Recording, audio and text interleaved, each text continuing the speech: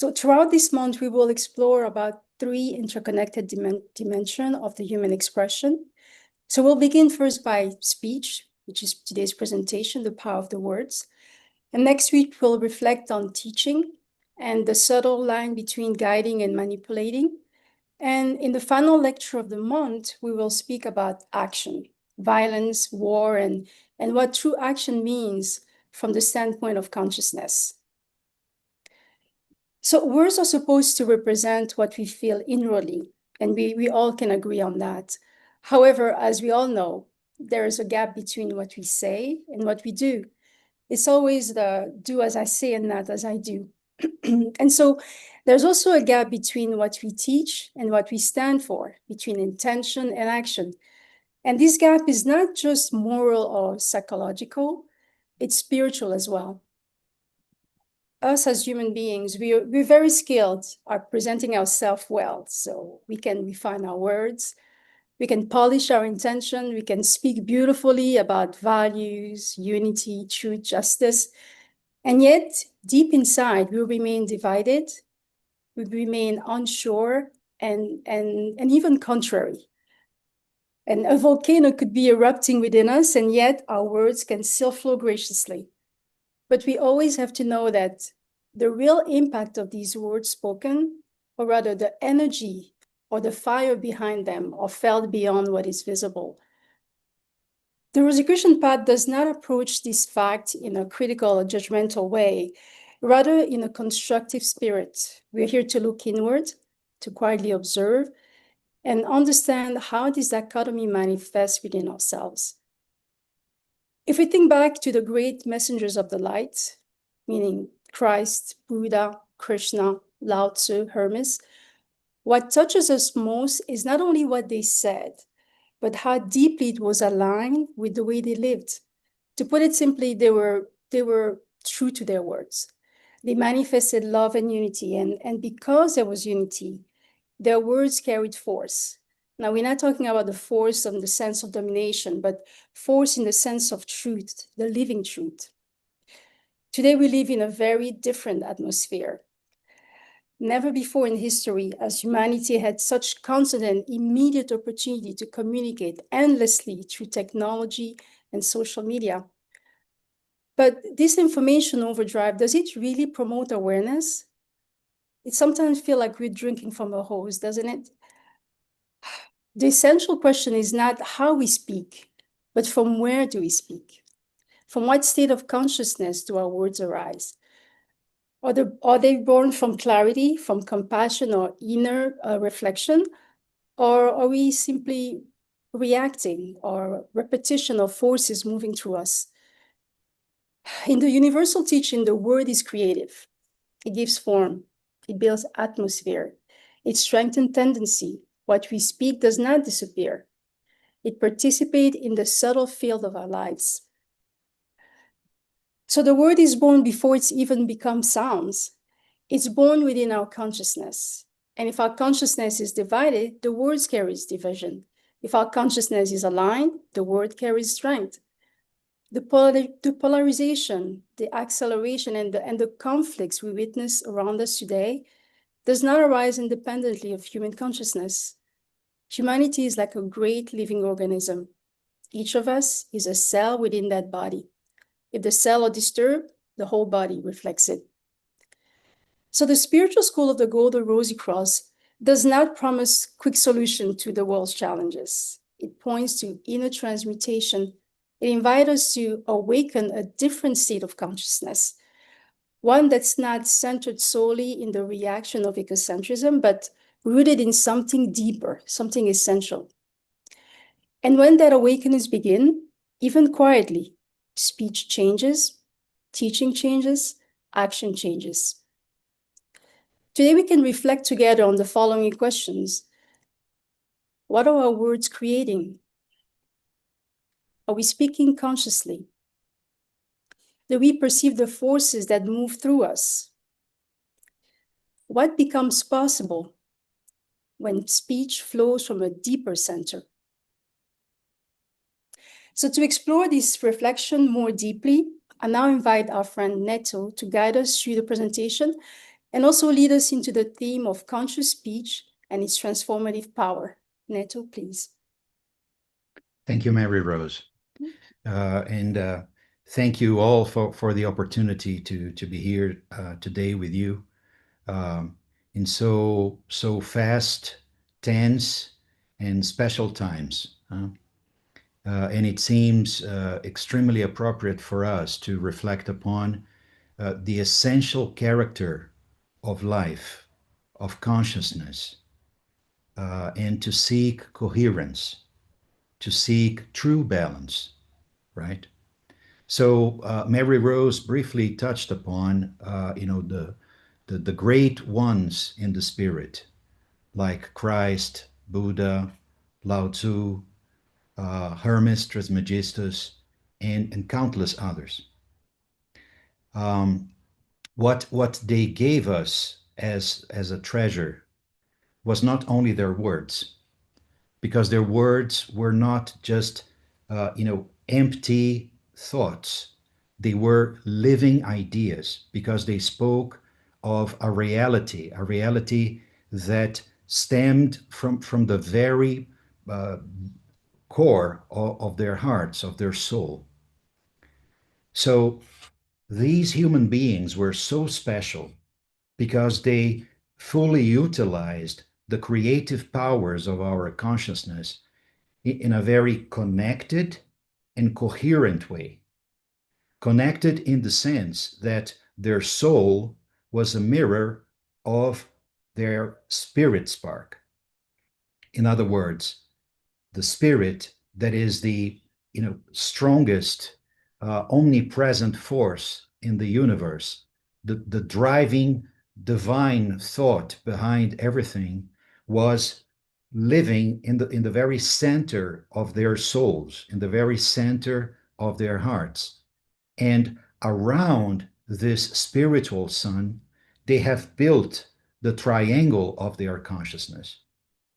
They place themselves at the service of this spiritual sun that shines in the heart of every human being that has been awakened by it. So their minds, their hearts, and their lives were centered around the spirit and absolutely connected. So there was a superior logic, a spiritual order that really gave them strength to transmit this reality to others. So in their case, uh, uh,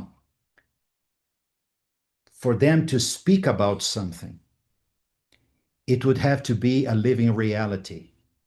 That's why they only spoke about fundamental things that not only they were capable of teaching, but they needed to convey and to share with humanity.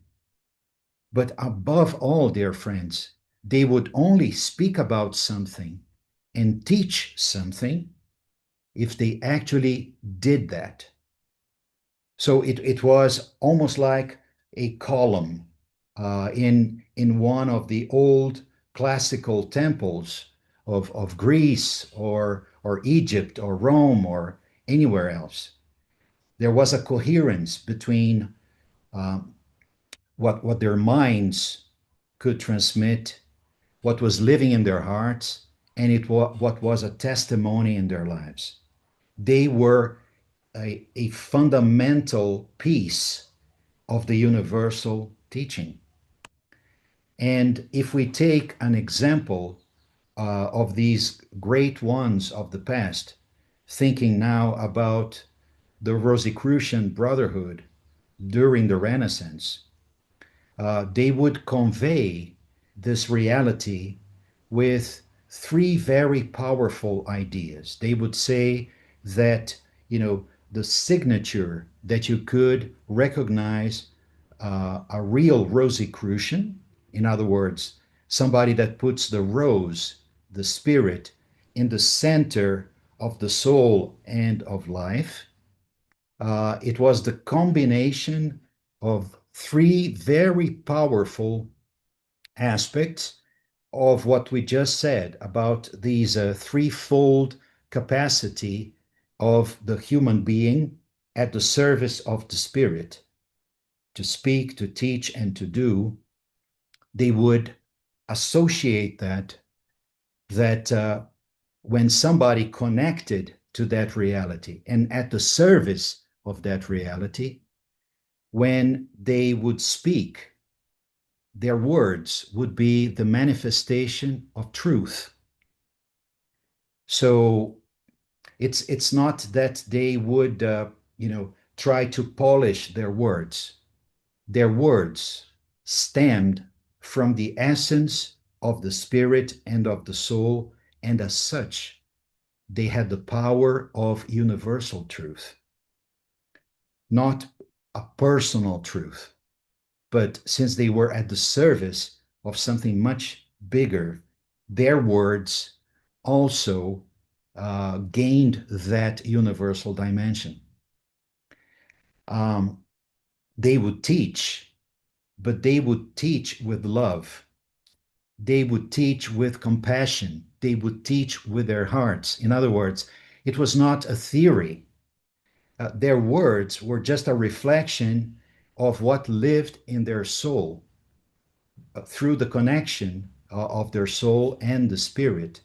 And that's why the Rosicrucians of the Renaissance would talk about goodness, not goodness in the duality sense of good and evil. No, it would be goodness in the sense of the absolute good.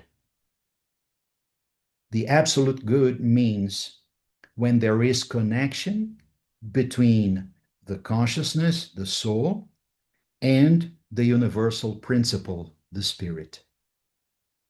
Because in that situation, there is this unique flow of force, of knowledge, and of compassion. So that's what goodness meant. And the consequence of their words and of what they taught to their fellow human beings was that their actions, what they did, their deed actually, was a manifestation of justice.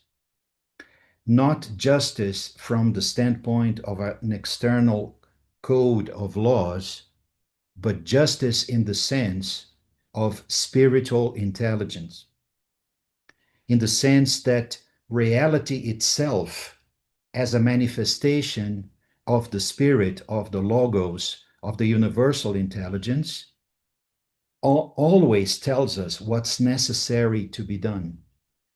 And when we are at the service of this universal intelligence, reality can communicate to us what it's necessary to be done.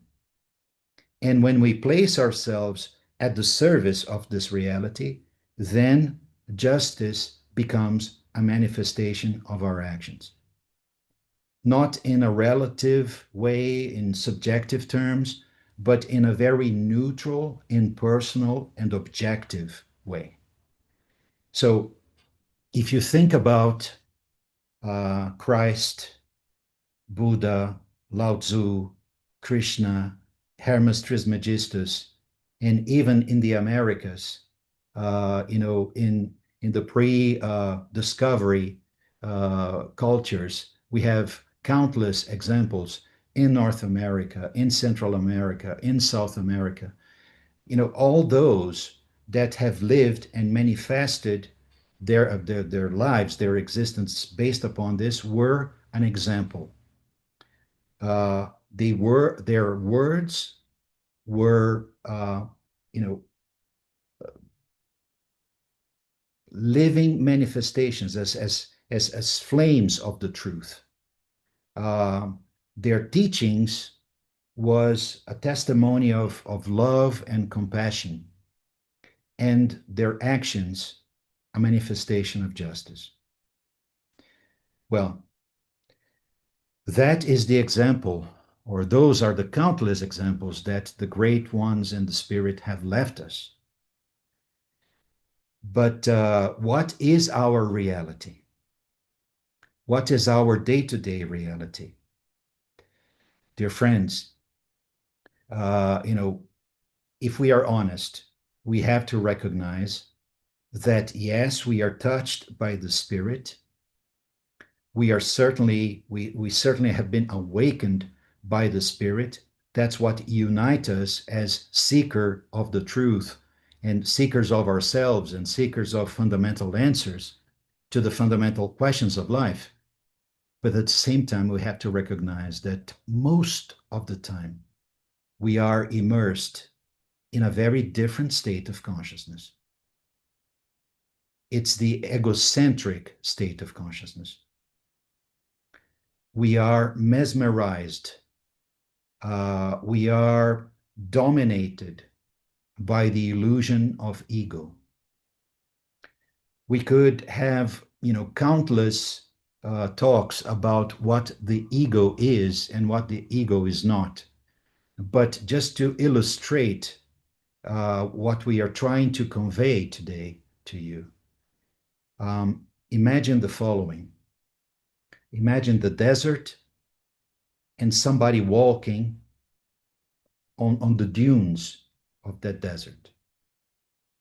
The sun is the spirit. The dunes represent life. The person walking represents the consciousness. And the shadow that is projected on the dunes is the ego. So there is an order in life because, nature and evolution, went through a lot of trouble to manifest our consciousness. So it's not that things should not exist.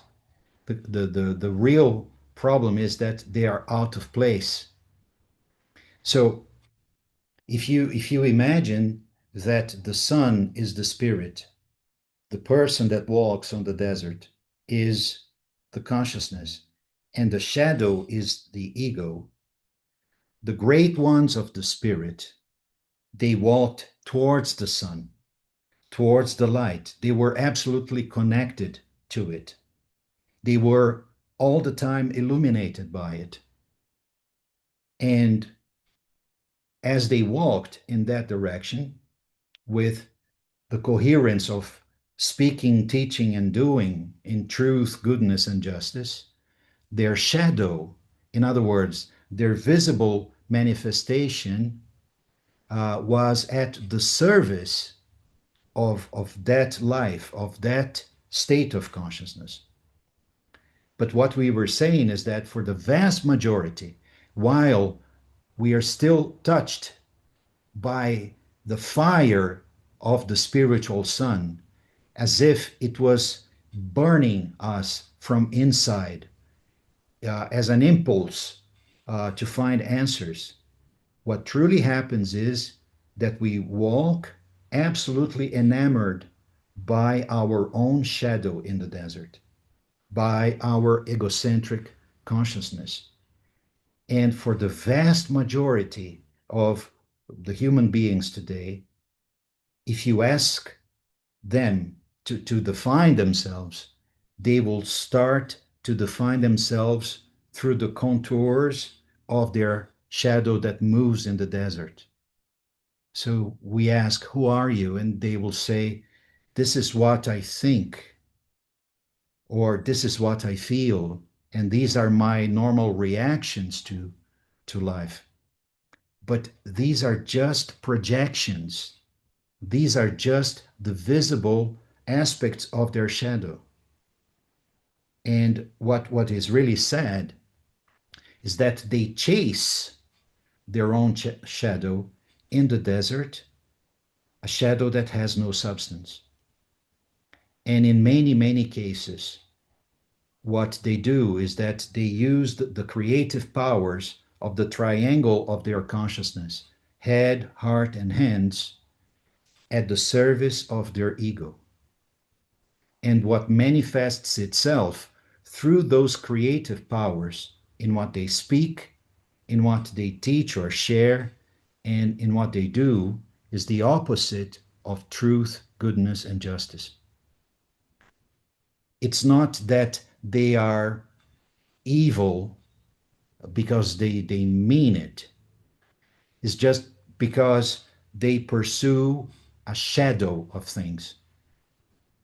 And what takes place, what transpires, what manifests itself through their words and their interactions, because teaching is to interact.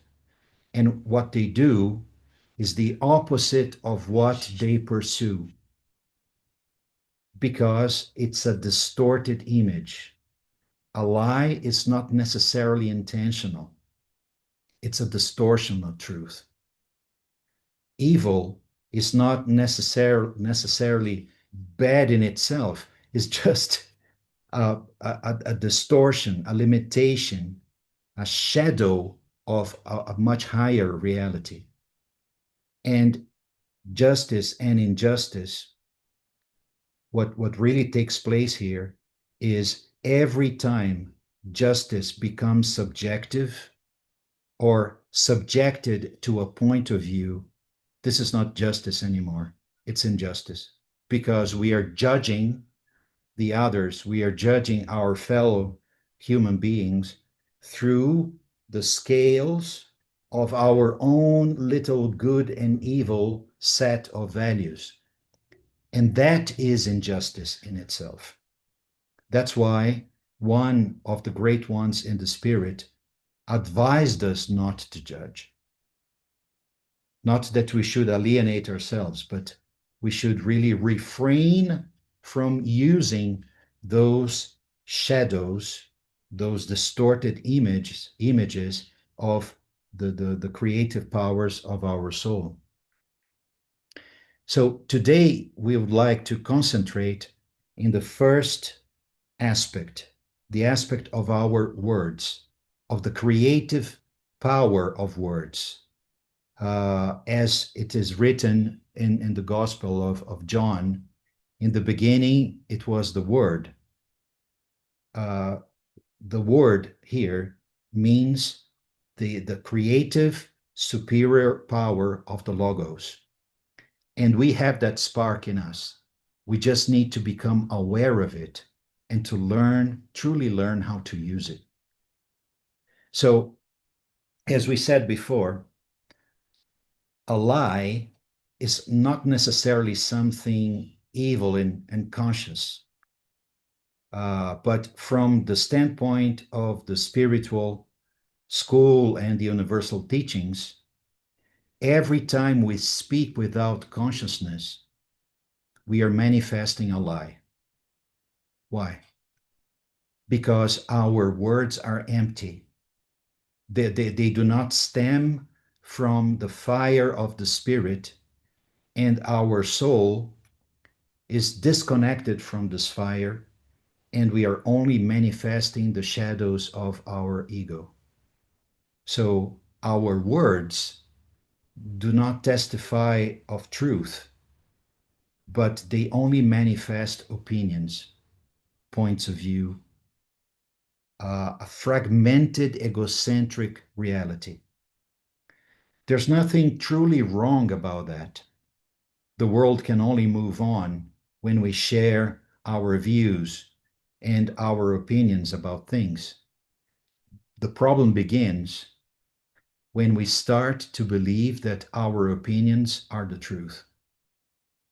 So it's really a matter of taking one step back and learning to unmask the fact that every time we speak without consciousness, we are actually not at the service of truth itself, but just the shadows of a fragmented, isolated state of consciousness. The shadows, the lies of the self-delusion of the egocentric consciousness.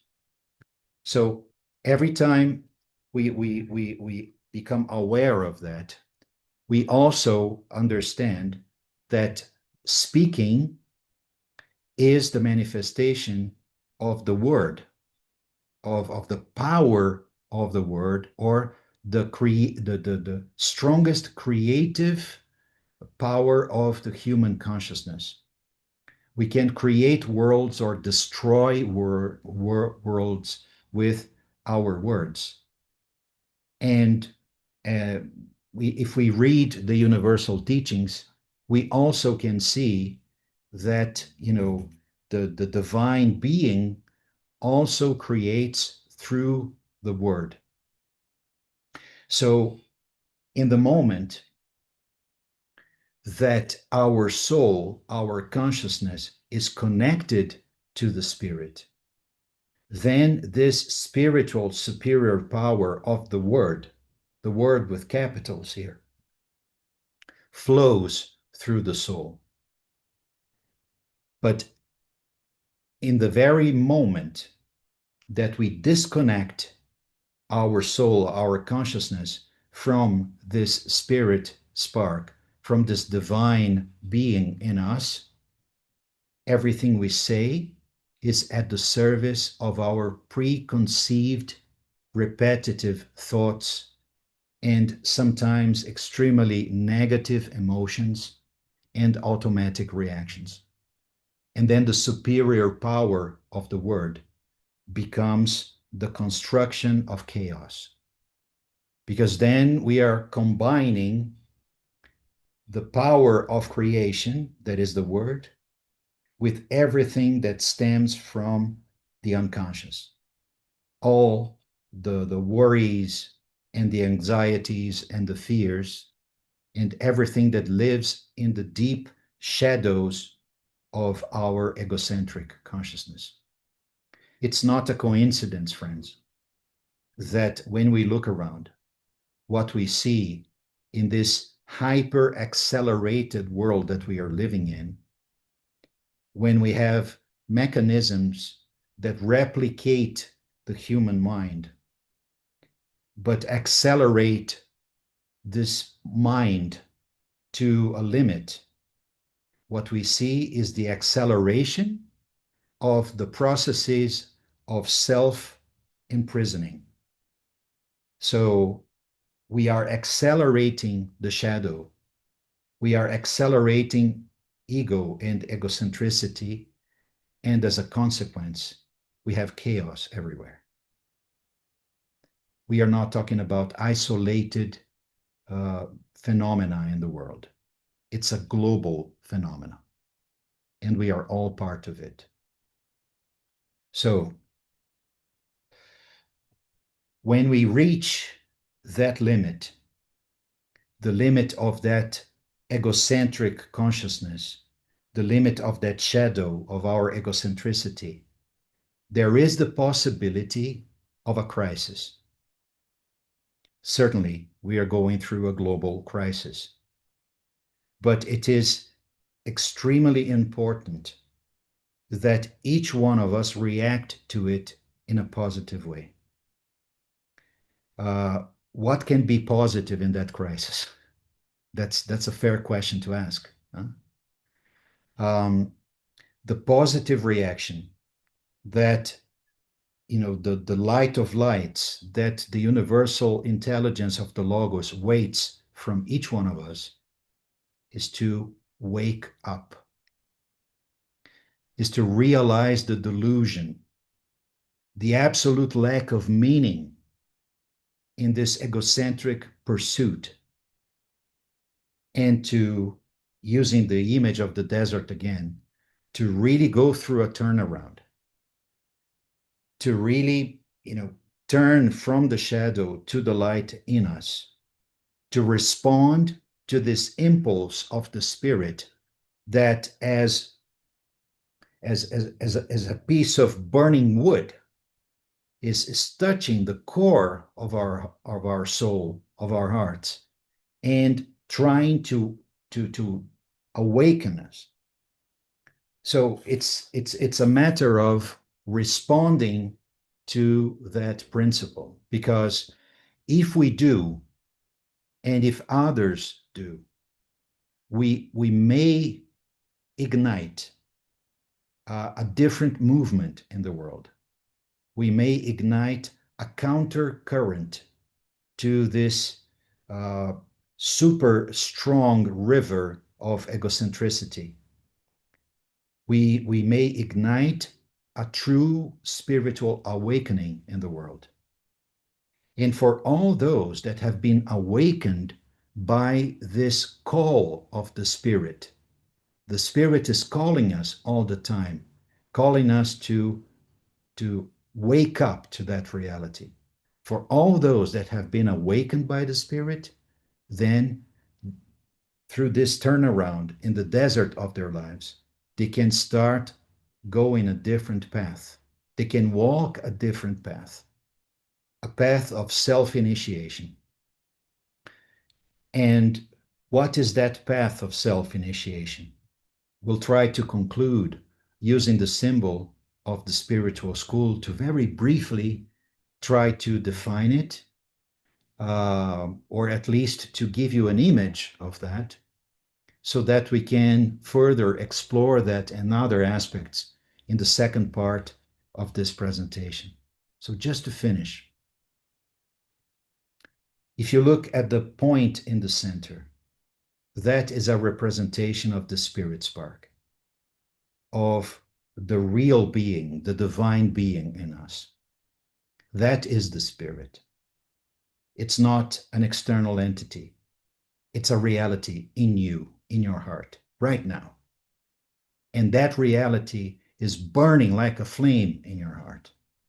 And that reality is what transformed you into a seeker of the truth, a seeker of yourself, a seeker of answers. So the initiation path begins with that touch. It begins when the egocentric life ends, when we reach the limit of the nonsense of ego, and then the Spirit awakens us. Based upon that awakening, based upon that call, we can transform the triangle of our consciousness. We can place at the service of the Spirit our head, our heart, and our hands, what we speak, what we teach, what we do, what we manifest, what we share, and what we have as a path of life. And after a significant effort that needs to engage all the aspects of our being, of our consciousness, then we can become an alchemist in the big circle, in the laboratory of our own being, in our microcosm, and start transmuting the four elements of nature: fire, earth, air, and water, or the four aspects of our fourfold personality. So we conclude with an invitation. If you have reached the limit of the egocentric life and you have been awakened to the nonsense of the egocentric life, there is a path that begins at that very point that seems to be the end, but in reality is just the beginning. Is the path of self-initiation, is the path where the soul places herself at the service of the Spirit. And that's the path, the universal path, the path that has been opened since forever, in different times, in different continents, in different cultures, with different symbols, but in reality, it's always the same. And that is the path that the spiritual school of the Golden Rosy Cross uh, would like to invite each and all of you.